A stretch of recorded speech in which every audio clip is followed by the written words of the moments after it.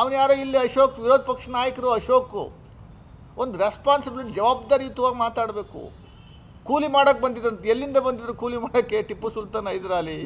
ಅಯ್ಯೋ, ನೀವು ಮಂಡ್ಯಾಗ ಬಂದಿದ್ರಲ್ಲ ಅಶೋಕ್ ಅವರೇ.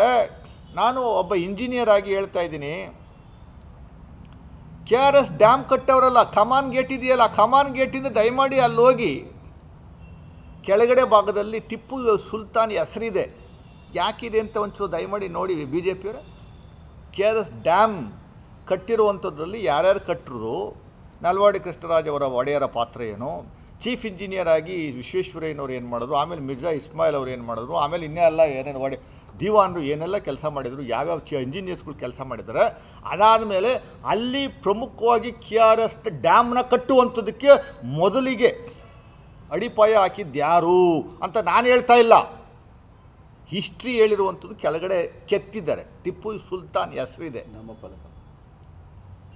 ದಯಮಾಡಿ ಅಶೋಕ್ ಅವರೇ ಒಂಚೂರು ಅಲ್ಲಿ ಹೋಗಿ ಇಣಕ್ಕೆ ನೋಡಿ, ಸ್ವಲ್ಪ ನೋಡಿಬಿಟ್ಟು ಆ ಫೋಟೋನ ತೆಗೆದು ಹೊರಗಡೆ ಕಳಿಸುವಂಥ ಕೆಲಸವನ್ನು ಮಾಡಿ. ಸುಮ್ಮನೆ ನೀವು ಏನೋ ವಿರೋಧ ಪಕ್ಷ ನಾಯಕ ಮಾತಾಡಬೇಕು ಅನ್ನುವಂಥ ಉದ್ದೇಶದಿಂದ ಮಾತಾಡುವಂಥದ್ದಲ್ಲ. ಅದರಿಂದ ನಾವು ಮತ್ತೆ ರಾಜ್ಯ ಸರ್ಕಾರಕ್ಕೆ ಒತ್ತಾಯ ಮಾಡ್ತಾ ಇದ್ದೀವಿ, 2015ರ ಅನುಮೋದನೆ ಪತ್ರವನ್ನು ಮತ್ತೆ ಇನ್ನೊಂದು ಸಾರಿ ಕಳಿಸಿ. ಯಾಕೆಂದರೆ ಕೇಂದ್ರ ತೀರ್ಮಾನ ತಗೋಬೇಕಾಗಿದೆ. Airport authority of India should take initiation on this. ನೀವು ನಿಮ್ಮ ಅಪ್ರಾಣೆ ಮಾಡಲ್ಲ, ಪ್ರತಾಪ್ ಸಿಂಹ ಅವರ ಅಪ್ರಾಣೆ ಮಾಡಿಸಲ್ಲ, ಇದನ್ನು ಸುಮ್ಮನೆ ಹಿಂಗೆ ತಳ್ಕೊಂಡು ಹೋಗೋ ಕೆಲಸವನ್ನು ಮಾಡ್ತಾರೆ. ಅವತ್ತೇ ಯಾಕೆ ಮಾಡಲಿಲ್ಲ ನೀವು? 2015ರಿಂದ ನೀವೇ ಪ್ರತಾಪ್ ಸಿಂಹ MP ಆಗಿದ್ದೀರಲ್ರಿ ಮೈಸೂರಲ್ಲಿ.